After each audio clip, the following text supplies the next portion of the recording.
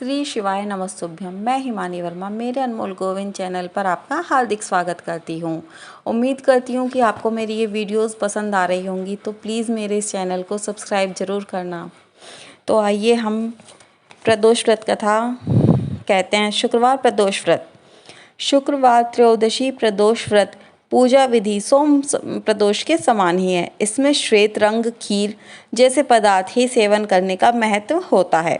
सूत जी बोले, प्राचीन काल की बात है, एक नगर में 3 मित्र रहते थे। तीनों में घनिष्ठ मित्रता थी।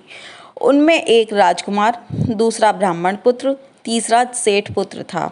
राजकुमार व ब्राह्मण पुत्र का विवाह हो चुका था। सेठ पुत्र का विवाह के बाद गौना नहीं हुआ था। एक दिन तीनों मित्र आपस में स्त्रियों की चर्चा कर रहे थे। ब्राह्मण पुत्र ने नारियों की प्रशंसा करते हुए कहा कि नारीहीन घर भूतों का डेरा होता है। सेठ पुत्र ने यह वचन सुनकर अपनी पत्नी को लाने का तुरंत निश्चय किया। सेठ पुत्र अपने घर गया और अपने माता पिता से अपना निश्चय बताया।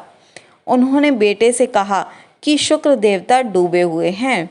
इन दिनों बहू बेटियों को अपने घर से विदा कर लाना शुभ नहीं, अतः शुक्रोदय के बाद तुम अपनी पत्नी को विदा कर लाना। सेठ पुत्र अपनी जिद से टस से मस नहीं हुआ और अपनी ससुराल जा पहुंचा। सास ससुर को उसके इरादे का पता चला। उन्होंने इसको समझाने की कोशिश की, किंतु वह नहीं माना। उन्हें विवश हो अपनी कन्या को विदा करना पड़ा।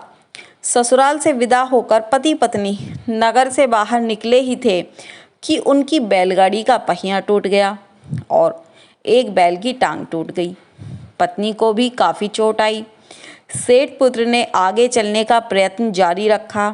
तभी डाकुओं से भेंट हो गई और वे धन धान्य लूटकर ले गए। सेठ पुत्र पत्नी सहित रोता पीटता अपने घर पहुंचा।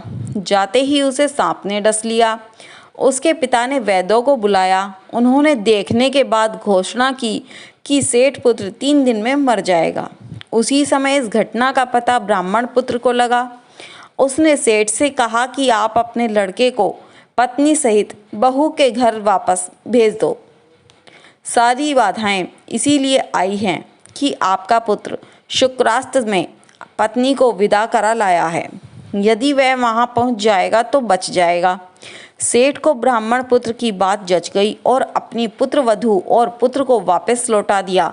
वहां पहुंचते ही सेठ पुत्र की हालत ठीक होनी आरंभ हो गई। शेष जीवन सुख आनंद पूर्वक व्यतीत किया और अंत में वह पति पत्नी दोनों स्वर्ग लोक को विमान द्वारा गए।